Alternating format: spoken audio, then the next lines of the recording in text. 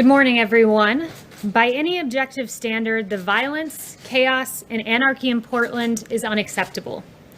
Yet Democrats continue to put politics above peace while this president seeks to restore law and order. Governor Kate Brown, a Democrat governor of Oregon, said that the president should, quote, stop playing politics, called law enforcement officers secret police, and likened it to, quote, a dictatorship. The governor also called on the president to get his officers off the streets. Democrat Mayor of Portland, Todd Wheeler, said the president is trying to look strong for his base, while you had Democrats on the Hill, Nancy Pelosi, calling these officers stormtroopers, and Jim Clyburn calling them the Gestapo. This rhetoric is unhelpful and gives the violence we have seen a pass. But President Trump will not give the violence a pass. He will restore order where the Democrat governor and the Democrat mayor are unwilling to admit that they have lost control of their city. The well-organized mob in Portland has become increasingly aggressive, especially against law enforcement officers. Individuals have thrown bricks, chunks of concrete, glass bottles, feces, balloons filled with paint, pig's feet, slingshots to hurl ball bearings, and batteries at federal agents and the courthouse. Multiple attempts to barricade officers in the Hatfield courthouse have occurred, attempts to start the structure on fire as well. Use of eyesight damaging laser devices have been used, and strobe lights against federal agents as well.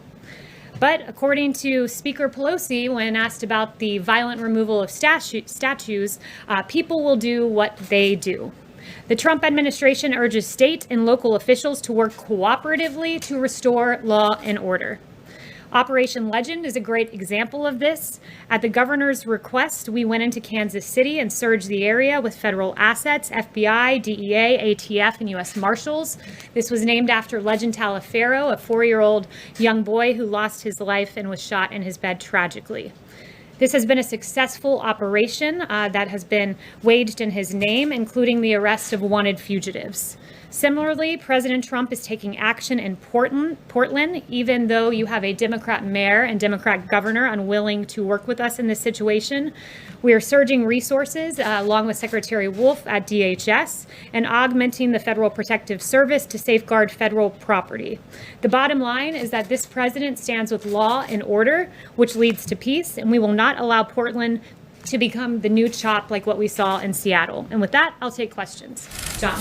Kayleigh, 2 questions on Portland. One, the case of Navy veteran Christopher David, who went down because he said he wanted to talk to the law enforcement officers and ask them about the oath of office that they took. He was, as people saw in videotape, he was beaten with a baton. He had pepper spray sprayed in his face. He now has 2 broken bones in his hand. Is the president aware of what happened to this Navy veteran graduate of the Naval Academy? And does he condone that kind of action by these law enforcement officers? Yeah, I'm aware of the details of that situation. Haven't heard the audio of the video, though I've seen it. And I'd refer you to DHS about the extenuating details. We always encourage the appropriate use of force. And we also encourage those in the area to remain peaceful towards our law enforcement officers. And my second question is, where in the Constitution does the president derive the authority to send federal law enforcement officers to the streets of American cities against the will of the elected officials in those cities? Yes, well, what you're referring to is Portland, and 40 U.S. Code 1315 gives DHS the ability to deputize officers in any department or agency, like ICE, Custom and Border Patrol, and Secret Service, quote, as officers and agents. They can be deputized for the duty of, in connection with the protection of property owned or occupied by the federal government and persons on that property. And when a federal courthouse is being lit on fire, commercial fireworks being shot at it, being shot at the officers, I think that falls pretty well within the limits of 40 U.S. Code 1315. So that's a matter of protecting federal property, like federal courthouse in the case of Portland. Does he see limitations to that power? How far does that power extend into the streets of the city of Portland? What are there limitations on that?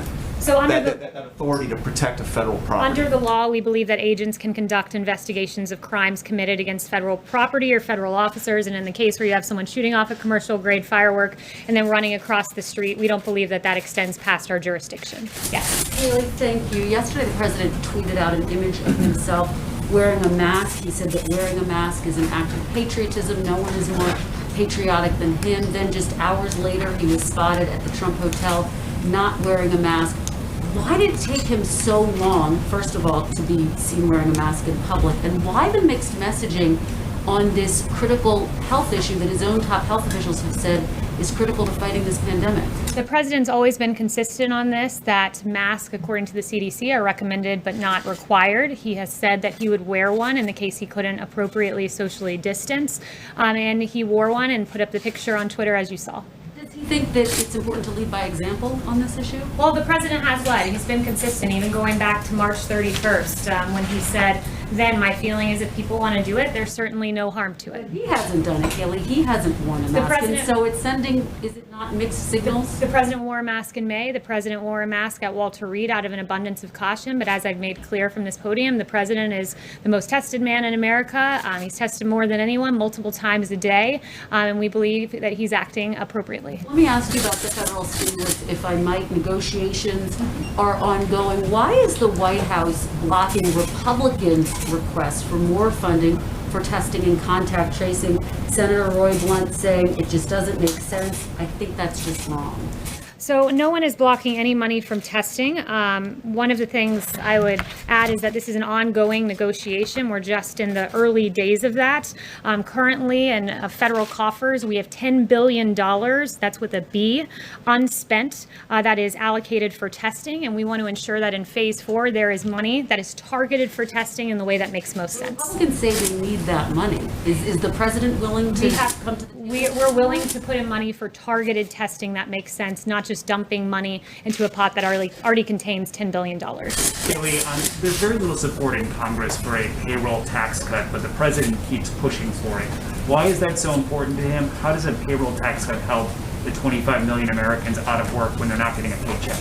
Well, there are a number of things we're looking at for phase 4. And one of those things is unemployment benefits, where, as Secretary Mnuchin said, we want this to be completed before July 31st, the date that runs out. We don't want something to be an incentive where someone gets overpaid and has a disincentive from going back to work, where they get paid more on unemployment benefits than at work. So we want to be cautious about that while making sure that those unemployed are taken care of. But the payroll tax in particular goes to some of our hardest working Americans. The people that it benefits, if you look at the tax structure, are middle income and low income workers. And not only that, there's an incentive on the employer side with a payroll tax holiday that encourages them to hire more too, because it reduces their burden. So it's a very smart policy. Those are people who still have jobs. So wouldn't it be more important to focus on the people who don't if you're worried about the overall cost of this stimulus? We can focus on a number of things at once. And part of that's a payroll tax for middle and low income Americans who are out there working each and every day and making their way through as best they can. It also means unemployment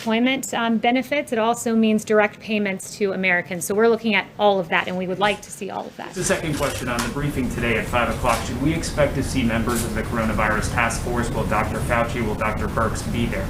You'll have to tune in to see. Yes.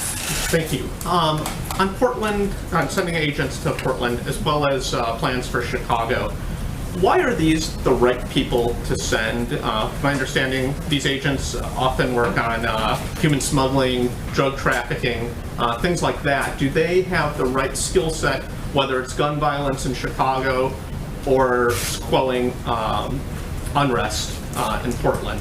Well, first, let me add, they haven't been sent to Chicago. These DHS officials are currently in Portland protecting a courthouse. We do believe they're the right individuals for that, as does 40 U.S.C. 1315, the United States Code. It's egregious what's happening. The frequency jammers, the pellet and air rifles in Portland, it's being depicted as this peaceful scene. I can assure you it's anything but that, where you've had barricades trying to keep officers in the Hatfield, courthouse, injury to a Border Patrol team member's leg, injuries to the head, shoulder, and back of a deputy U.S. Marshal. A U.S. Marshal impaled his right hand on a board filled with nails set out by the protesters. This is not a peaceful scene. I'm very thankful to our U.S. Marshals and ATF and others who are acting in accordance with a statute and protecting a federal building, and doing so at great cost to themselves. Yes. Thanks, Kayleigh. I have two questions for you on the stimulus. First, since you guys are committed to the payroll tax cut, that seems to be driving up the price tag of the whole package. So is the White House view the $1 trillion figure that's been cited by GOP leaders as a hard cap? Or are you willing to sign something that would spend more than that? These are all preliminary discussions, so I'll leave it to the negotiators to decide. The $1 trillion number was cited by Secretary Mnuchin yesterday. But look, this is the beginning stages. We're looking at a number of things, but the president was very clear that he would like to see a payroll tax in there, along with liability protections, tax credits for businesses to bring people back to work and to have safe work environments, and of course, $70 billion for schools to reopen safely, at least $70 billion. And then on the testing piece, what are the long wait times that we're seeing for tests around the country suggest that we do need a massive influx of testing beyond what's unspent, and that the federal government should take more control of the country's testing program? So we do want to see more testing funding, but we want it to be targeted in a way that it gets to the right people who need testing at the right time, not just dumping money into a bucket. So we want more money. We want it to be targeted. But I'm glad you brought up the timing of the testing. I talked to Dr. Birx, and she's very encouraged by the pool testing that's being worked on. You can run 4 to 5 times as many tests in the same period of time by decreasing turnaround times at a minimum of 2/3. So if you took 3 days to get a test result, it goes down to less than 1. If it took 6 days, it goes down to less than 2. And it's more labor intensive. So they would need to hire additional personnel, but CMS is funding the test at about 4 times the actual test costs to ensure technicians and PPE requirements can be met. So we are seeing encouraging signs on that front. Yes. Thank you, Kayleigh. Just going back to the Portland situation, what is sort of the policy justification for federal officers not identifying their agency and their arrest authority when they take a protester into custody? So I've been told by DHS that there is insignia indicating that they're law enforcement. They, in the case you're referencing, did identify themselves to the individual being obtained, but that they don't identify themselves to crowds because it would put them at great risk. And I think you can see that, as I noted, when they're sticking their hands into boards left out by some of the rioters. Yes. Hey, Kayleigh. On June 16th, a little more than a month ago, the White House, via the Vice President, published an op-ed in the Wall Street Journal. The op-ed said that the media has tried to scare the American people about the coronavirus. It talked about low positivity rates and declining case numbers in half of the states. There have been 25,000 additional deaths since that was published. Does the White House still stand by that op-ed? And then just more generally, what happened here at the White House and the administration in the last month when the message was that this was a problem that was on the mend and being addressed, until now with the exploding cases we've seen and 141,000 deaths? Well, the White House has always been very clear-eyed that as we reopen, we would see embers and in some cases fires. We've been very aggressive in addressing that, sent out 19 teams to go to emerging hotspots. Dr. Birx has been to 9 states. She does a lot of extraordinary work on that front. So we've been clear-eyed that as we reopen, we would see embers and sometimes fires, but we're encouraged that when you look at case fatality, for instance, we're below the European Union, we're below the average of the world, and I think that that speaks to our incredible work with therapeutics and our incredible work with testing, 46 million tests. The number 2 in testing in the world is India at 13.79 million.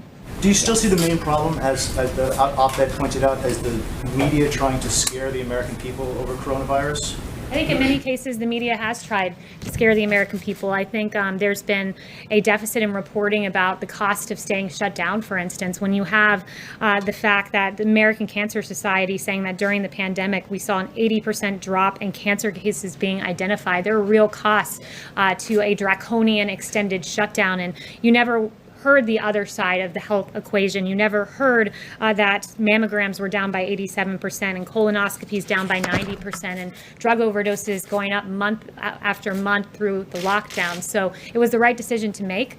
The president saved 3 to 4 million lives, but it's important to note the other side of the health equation about what extended lockdowns do to the American people. Yes. Yeah, the president says he wants to send these forces to other cities like Chicago.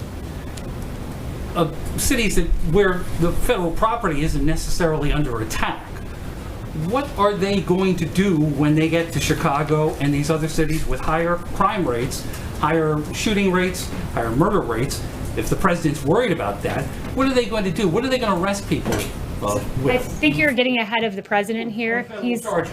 He's made no announcements as to who's going where. He's very discouraged by the violence that he's seen in Chicago. It's why he sent a very strong letter to Mayor Lightfoot offering help because she's clearly unable to control her streets, and the governor as well, unable to control that area. When you see the fact that there were 49 officers who were injured in this egregious video of them being lambasted with rioters with umbrellas shielding from view that they were throwing projectiles and 49 officers injured. Not only that, the poor citizenry of Chicago, where 12 were murdered this weekend, 70 shot alone. It's incredible what we're seeing in Chicago. He's offered his help, and we encourage the mayor to take it and to be forthright about the situation in her state, much like the governor of Missouri was in working with us on Operation Legend to protect the people of Missouri. But the leaders of these cities don't necessarily want unmarked police officers patrolling their streets the way we've seen in Portland, with the premise that they're protecting federal property there. The leaders in these cities don't want this sort of paramilitary police force. They're offered the assistance of DOJ, as was done, where you've had FBI surge in the case of Operation Legend. So when you have each weekend more than a dozen people getting shot in your city, perhaps it's time, more than a dozen killed, I should say, and children, perhaps it's time to say, I need the help of the federal government because what I'm doing is simply not working when more people are dying on the streets of Chicago than Afghanistan and Iraq. It's a tragedy. What if they don't say that? Yes, Stephen. Thank you. Well, I have a question about New York on a similar topic. Yesterday, President Trump mentioned the spike in violent crime in New York and said, quote, if the governor is not going to do something about it, we'll do something about it. And I'm curious if you could explain why he's saying that the governor should do something about it rather than the mayor, and if you could also elaborate on what President Trump would be willing to do. Well, he thinks the mayor and the governor should work together to take control of the streets of New York City, where in some places we've seen 600% surge in violence over last year. So he thinks they should work together. It's ultimately the power of the mayor to enforce, and the governor to enforce the police power of their states. That power rests with them, but they can partner with the federal government in the event that they're unable to control the violence in their cities. And that's certainly what we've seen from Mayor de Blasio, who seems to have not a hard time criticizing police officers, but an awfully hard time controlling the streets of New York City. Yes. Hi, Kayleigh. Thanks so much. I have two questions on notes and cooler for today, one for myself and one for a colleague who cannot be here because of the social distancing. Governor Gavin Newsom was one of the few Democratic governors to bring in the National Guard and arm them after the riots and looting in early June, as compared to Seattle, where they didn't arm the National Guard. The Guard was posted at Los Angeles City Hall as a show of force, and within days the violence had quelled. Why not just invoke the Insurrection Act and have a big show of force rather than these more secretive operations? So I'll leave that to the president. We don't have secretive operations going on. It's very clear what's going on in Portland. It's very clear what's happening in Kansas City. But with regard to the Insurrection Act, look, we believe that it should be governors and mayors doing what they have the constitutional power to do. The police power rests with them.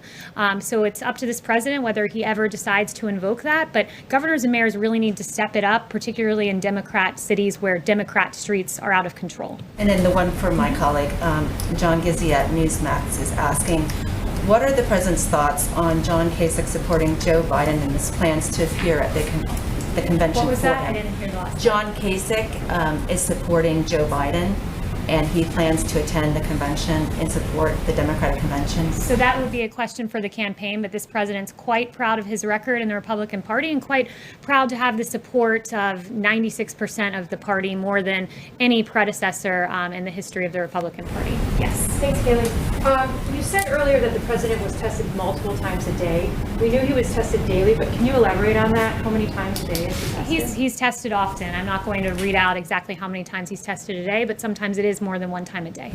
Yes.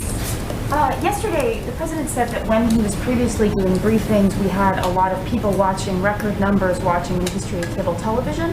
And I was wondering if ratings are factoring into his decision to restart the briefing, and if he is the best person to get accurate information about the virus out to the public, given previous statements at briefings like the speculation that disinfectants inside the human body could work as a treatment, which medical experts say is not the case, and claims that the virus will just disappear. Well, the president is the right person to give information to the American people. He was elected by the American people. He's been a leader on this. The fact that we've outproduced on ventilators, so much so that we have an extraordinary number in our stockpile, and we're giving ventilators out to the rest of the world, that we lead the world in testing, 46 million tests, more than that at this point. The fact that he's broken down bureaucracy to get a vaccine into phase 3 clinical trial, that because of him we have remdesivir and convalescent plasma and dexamethasone and other therapeutics. He's the right person to give the information to the American people, and boy, does he get the information to a lot of the American people during his briefings, as noted by the ratings, as he himself pointed out. Yes. The U.S. Trade Representative is planning additional tariffs against Europe in the old dispute about aerospace subsidies. Is the president committed to impose additional sanctions, considering that Europe would answer with additional sanctions, tariffs as well? So since that's pre-decisional, I won't get ahead on any administration announcements on that front. Yes. Kayleigh, I have a couple of questions. The first one is, the president in the last few hours tweeted about the concerns about mail-in voting. So he's obviously concerned about the integrity of the U.S. election and certainly internal sabotage. But why are we not hearing from the president about the fears about external sabotage? For example, coming out of the UK today, there's a parliamentary committee report that says that Russia influenced the Scottish referendum. There are questions about Brexit. But we've really not heard the president put the Kremlin on notice with respect to the U.S. election. Will we hear from him today on that? The president's put the world on notice that our election systems must be secure. This is under this president in 2018. He articulated the first full cyber strategy for the United States since 2003. In 2019, he extended the National Emergency Declaration on Foreign Election Interference. He routinely engages with Congress on election security, participating in at least 26 elections security-specific hearings. He signed legislation, $71 million, and so on and so forth. And that's quite a contrast to the Obama-Biden administration, who, when told of meddling in 2016, did nothing. And in fact, Susan Rice told the White House cyber team to stand down and, quote, knock it off when they floated options to combat Russian cyber attacks. And even Obama's cyber chief, Michael Daniel, has confirmed the stand down order. That's been in office now more than 3 years. I'm asking what's been done now. Given these fresh concerns, what are we going to hear from the president on that? So what's been done now? I just listed off 3 or 4 things for you, and I'm happy to go through more. We can talk about the $71 million in legislation on election security. We can talk about the $15 million for election reform activities. We can talk about legislation making more than $805 million available to states. And when it comes to mail-in voting, I would point you to the fact that there's a Wall Street Journal article just out today, and it talks about the dark omen for November and the absolute catastrophe in New York City, that we are a month into the election after the voting, and we still don't know who the winners are of some of those races. And Governor Cuomo decided that he would prepay postage for the ballots, and what that meant was that the post office didn't put a postage stamp noting the date of the ballots. So as they're collecting these ballots in for a month, as you asked me about this, so I'm going to answer. So for a month, they've been collecting ballots with no postmark date, and in fact, what they found is 19% of ballots have been rejected in Queens, 28% rejected in Brooklyn. There are questions about mass mail-out voting, and I know you don't want to hear them, which is why you talk over me, but I encourage you to read the op-ed. Yes. On the China vaccine research, this is very you've gotten 2 questions, which is more than some of your colleagues. Yes. Thank you, Kayleigh. Okay, you don't want to engage. In St. Louis, the McCloskeys have been charged with felonies for waving guns at protesters. The Missouri Attorney General is vowing to dismiss these charges. Where does the president stand on this? Yeah, the president, I asked him about that this morning, and he said it is absolutely absurd what is happening to the McCloskeys. He noted that this is an extreme abuse of power by the prosecutor, and noteworthy that the prosecutor, there have been many cases brought to her attention of violent rioters that she's failed to charge, but instead she's charging the individuals who are defending themselves from violent protesters. You have 300 to 500 protesters who stormed the gates, tore down the gates, and trespassed on their property, and you have Patricia McCloskey, who said that they were telling her they were going to kill them, these protesters. At the moment, they were waving their guns to protect themselves. They were going to come in here, she said. They were going to burn down the house. They were going to be living in our house after I was dead. And they were pointing to different rooms of the house saying, that's going to be my bedroom. That's going to be my living room. And I'm going to be taking a shower in that room. So they were completely within their right. And it's an egregious abuse of power on the part of the McCloskeys. Turning to a different note, I just wanted to highlight some great work being done by senior advisor Ivanka Trump. There are nearly 40 million boxes that have been put together by the Farmers to Family Food Box Program, a great partnership to help families in need in this country. And yesterday you had Ivanka Trump visiting the DC Dream Center and personally distributing a number of food boxes. The distribution resulted in 1,000 boxes delivered to the DC community. And we thank Ivanka for the great work that she has done there. And finally, I just wanted to note something on COVID. Dr. Birx is an extraordinary doctor who served this country, dedicated her time to serving our country as an Army colonel. She served as an ambassador to PEPFAR, where she spent her life fighting AIDS and HIV abroad. And it is appalling, the attack that I saw on her in the New York Times based on no facts. And Dr. Birx, for weeks, has been sending out this data to governors, 400 pages of data to our governors so that they have the best information to make the best decisions for their people in their respective states. I've not seen anyone poring over data the way Dr. Birx has, and the attack on her was frankly appalling and egregious, and the New York Times should be very ashamed of themselves. Kayleigh, what is the president signing at 12:15 today?